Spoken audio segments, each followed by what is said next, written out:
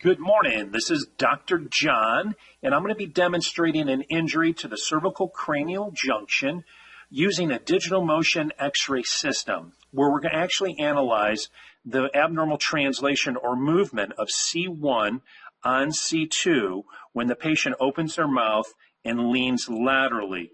In other words, leaning their right ear to their right shoulder and left ear to their left shoulder.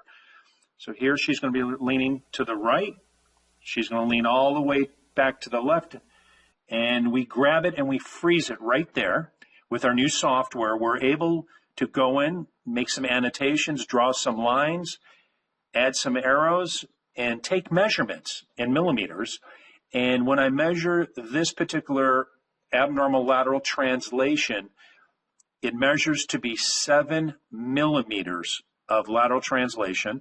And then also I'm pointing out the periodontoid space on this side is much larger than the opposite side.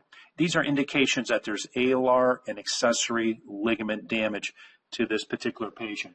The patient now leans back to the right, and we're going to look at that same right lateral translation of where C1 slides off C2.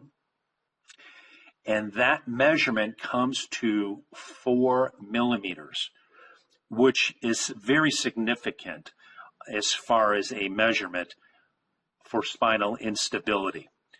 And these patients usually come to us suffering from headaches, dizziness, balance issues, where nobody has been able to detect the true root or the true cause of the injury.